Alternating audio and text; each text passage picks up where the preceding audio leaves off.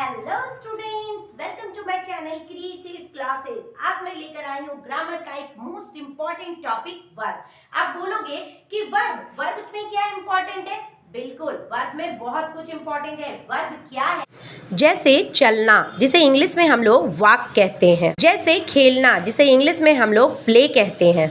जैसे खाना, जिसे इंग्लिश में हम लोग ईट कहते हैं। ये सभी वर्ब कहलाते हैं। वर्ब के कितने टाइप्स होते हैं और उसको हम कैसे पहचान सकते हैं, ये आज के वीडियो में हम लोग कवर करेंगे। क्योंकि हम लोगों को ग्रामर का बड़ा जो टॉपिक है, जैसे स्पीच हो गया, वॉइस हो गया, ये तो हमें पता हो जाती है, ये हम बहुत आसानी से जान लेते हैं। लेकिन ग्रामर का जो बेसिक टॉपिक है उसकी नॉलेज हमें कम हो जाती है। यानी कि ये ग्रामर का जो बेसिक टॉपिक जिसका नॉलेज हमें कम होता है, यही हमारे लिए बाद में जाकर बहुत बड़ा प्रॉब्लम क्रिएट करता है। तो आज के वीडियो में मैं लेकर आई हूँ ग्रामर का एक बेस इंपॉर्टेंट टॉपिक जो है वर्ब। वैसे वर्ब होता क्या है? वर्ब जिसको हम लोग क्या कहते हैं? क्रिया। वर्ब को क्या कहते हैं हिंदी में हम लोग? क्रिया। अब ये क्रिया क्या है? क्रिया जैसे हम लोग कोई काम कर रहे हैं, जैसे कम हो गया मतलब आना, गो हो गया जाना।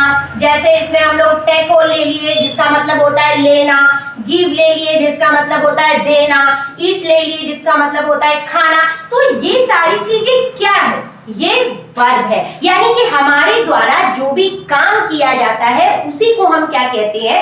वर्ब कहते हैं। अब वर्ब सेंटेंस में बहुत तरह से यूज होता है। तो आज की वीडियो में हम लोग जानेंगे साथ में मिलकर कि वर्ब कितने टाइप के होते हैं और वर्ब सेंटेंस में कितने टाइप से बनते हैं उसे। तो वीडियो में लास्ट तक जरूर बने रहे, क्योंकि इस वीडियो में मैं छोटी छोटी ट्रिक भी आपके साथ शेयर करूंगी, जिसके बेस पर आप बहुत ही आसान तरीके से समझ पाएंगे कि वर्ब क्या है और वर्ब को कैसे हम लोग डिफाइन कर सकते हैं।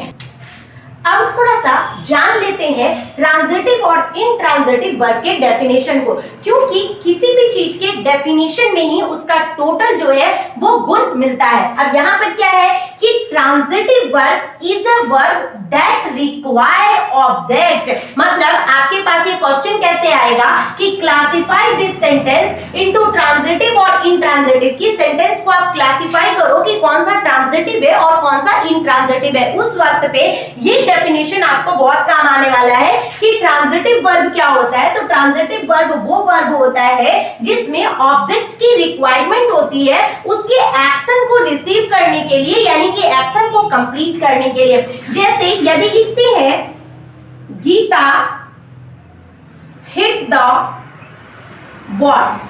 अब यहाँ पे क्या है कि गीता जो है वो दीवार को मारती है, दीवार को हिट करती है। तो यहाँ पे यदि द वॉल ना रहे तो गीता हिट का जो है वो एक्शन किस पे हो रहा है ये चीज पता नहीं चलेगा। यानी कि यहाँ पर इसके ऑब्जेक्ट से ये क्लासिफाई हो रहा है कि ये किस में आ रहा है, तो ये ट्रांजिटिव वर्ब में आ रहा है। इसी तरह से इनट्रांजिटिव वर्ब क्या है? तो this verb that do not require object. की वो सारे वर्ब जिसको आगे बढ़ने के लिए, एक्शन को रिसीव करने के लिए ऑब्जेक्ट की रिक्वायरमेंट नहीं होती। जैसे यदि लिखते हैं बर्ड्स फ्लाई, चिड़िया उड़ती है। तो बहुत सारी चिड़िया उड़ती है, तो हमें पता है कि वो कहां पे उड़ेंगी? आसमान में उड़ेंगी। तो यहाँ पे एक्शन को कंप्लीट करने के लिए ऑब्जेक्ट की रिक्वायरमेंट नहीं है। तो जब किसी भी सेंटेंस को कंप्लीट होने के लिए, किसी भी एक्शन को अपने कंप्लीट मीनिंग को देने के लिए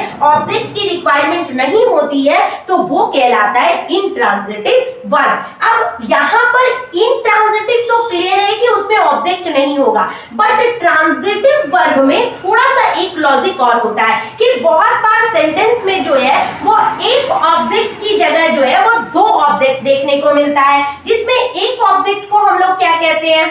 डायरेक्ट ऑब्जेक्ट कहते हैं। दूसरे को हम लोग क्या कहते हैं?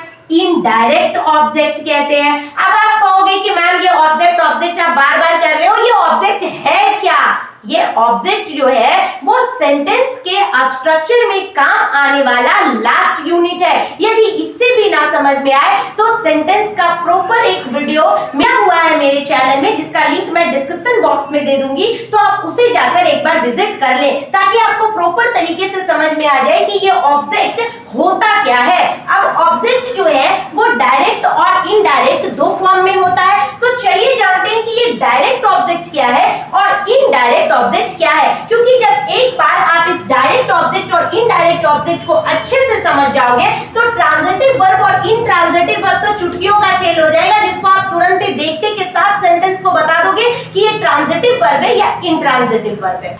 अब आप देख पा रहे हो कि बोर्ड पे दो सेंटेंस लिखे हैं। क्या लिखा है? We are playing football. दूसरा क्या लिखा है? We are playing. अब यहाँ पे देख रहे हो कि ये दो सेंटेंस में देखने में तो लग रहा है कि दोनों सेंटेंस सेम है, दोनों सेंटेंस में क्या डिफरेंस है, बट यहाँ पर दोनों ही सेंटेंस में थोड़ी थोड़ी सी डिफरेंस है। क्या डिफरेंस है? कि यहाँ पे फुटबॉल लगा है और यहाँ पे नहीं लगा है, और ये ही डिफरेंस जो है इस सेंटेंस को दो टाइप के वर्ब में कन्वर्ट कर देता है। अब वो क्या होता है? तो देखो, जब भी किसी सेंटेंस में ऑब्जेक्ट अवेलेबल हो, अब ऑब्जेक्ट कैसे क्लासिफाई करेंगे? तो यहाँ पे लिखा है सब्जेक्ट वी, हेल्पिंग वर्ब क्या है? आर, प्लेइंग क्या है? वर्ब, और फुटबॉल क्या है? ऑब्जेक्ट। उसी के जैसा यदि नीचे सेंटेंस में देखो तो क्या लिखा है? वी जो कि सब्जेक्ट है, आर जो कि हेल्पिंग वर्ब है, प्लेइंग जो कि वर्ब है, और ऑब्जेक्ट यहाँ पे अवेलेबल नहीं है। तो जब एक सेंटेंस में ऑब्जेक्ट अवेलेबल होता है तो वो क्या कहलाता है? वो कहलाता है ट्रांजिटिव वर्ब। और जब एक सेंटेंस में ऑब्जेक्ट अवेलेबल नहीं होता है तो वो क्या कहलाता है? Intransitive verb. अब यही तो है जिसको हमें समझना है, जिसके बारे में हम लोगों को जानकारी लेनी है कि वर्ब क्या है। तो वर्ब काम होता है, हमारे द्वारा जो काम किया जाता है उसी को हम वर्ब कहते हैं। वर्ब सेंटेंस में कितने टाइप से यूज होता है? तो दो टाइप से होता है। एक होता है कि ट्रांजिटिव वर्ब होता है, दूसरा होता है इंट्रांजिटिव वर्ब। अब इसी को थोड़ा और डिटेल से समझते हैं कि ट्रांजिटिव वर्ब और इंट्रांजिटिव वर्ब में और भी ज्यादा क्या डिफरेंस है। अब एक्सरसाइज क्वेश्चन में क्या दिया है? He plays cricket. He plays cricket. अब यहाँ पे हम लोग सबसे पहले क्लासिफाई कर लेते हैं। ही क्या है? सब्जेक्ट है। प्लेज क्या है? तो वर्ब है। क्रिकेट क्या है? ऑब्जेक्ट है। मतलब इस सेंटेंस में ऑब्जेक्ट अवेलेबल है, मतलब ये क्या बन जाएगा? Transitive verb. अब यहाँ पर देखते हैं he goes to 8 o'clock, यानी कि वह 8 बजे जाता है। तो goes यहाँ पे वर्ब है, he यहाँ पे सब्जेक्ट है। 8 o'clock को हम लोग ऑब्जेक्ट नहीं मान सकते। क्यों? क्योंकि यहाँ पर सबसे पहले ऑब्जेक्ट वो कहलाता है जो क्या का आंसर दे, क्यों का आंसर दे। अब यहाँ पर क्या है? he goes to 8 o'clock, वो 8 बजे जाता है। कहाँ जाता है? क्यों जाता है? किस लिए जाता है? इसके आगे हम लोगों को जो है वो कुछ भी मिल नहीं रहा है, मतलब ये क्या हो जाएगा? Intransitive verb. अब आगे क्वेश्चन क्या लिखा है?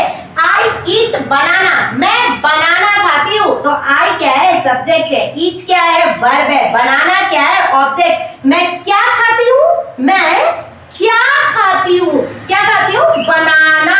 यानी कि बनाना यहाँ पर जो है वो ऑब्जेक्ट का काम कर रहा है, यानी ये क्या हो गया? ट्रांजिटिव हो गया। आगे, हरी इज स्लीपिंग। हरी जो है वो सो रहा है। हरी सो रहा है। अब वो कहाँ सो रहा है ये बात क्लियर नहीं हो रहा, क्योंकि हरी जो है वो सब्जेक्ट है, इज जो है वो हेल्पिंग वर्ब है, स्लीपिंग क्या है? तो वर्ब है। ऑब्जेक्ट है क्या? अवेलेबल नहीं है। यानी कि जब ये ऑब्जेक्ट अवेलेबल नहीं है तो यहाँ पर हम लोग इसको क्या कहेंगे? Intransitive verb. नेक्स्ट क्वेश्चन क्या है? She speaks loudly. वो तेज बोलती है। अब यहाँ पर क्या है कि वो कैसे बोलती है? वो तेज बोलती है, बट वो ऑब्जेक्ट को शो नहीं कर रहा, क्योंकि यदि देखो तो सी क्या है? सब्जेक्ट है। स्पीक्स क्या है? वर्ब है। और लाउडली ly के लगने से ये क्या बन गया? एडवर्ब बन गया। यानी कि यहाँ पर ऑब्जेक्ट तो अवेलेबल है ही नहीं। जब ऑब्जेक्ट अवेलेबल नहीं है तो ये क्या हो जाएगा? ये हो जाएगा इंट्रांजिटिव। तो देखा आप लोगों ने कि कितने आसान ढंग से हम लोगों ने ट्रांजिटिव और इंट्रांजिटिव को चुटकियों में समझ लिया। तो इसी तरह से ग्रामर का हर एक टॉपिक बहुत ही आसानी से समझने के लिए आप इस चैनल को सब्सक्राइब कर ले, ताकि आपको बहुत ही आसान ट्रिक टिप्स कुछ मिलती रहे और आप ग्रामर को आसान तरीके से समझते रहे। यदि वीडियो पसंद आए तो वीडियो को लाइक करें और चैनल पे यदि नए हैं तो चैनल को सब्सक्राइब भी कर ले।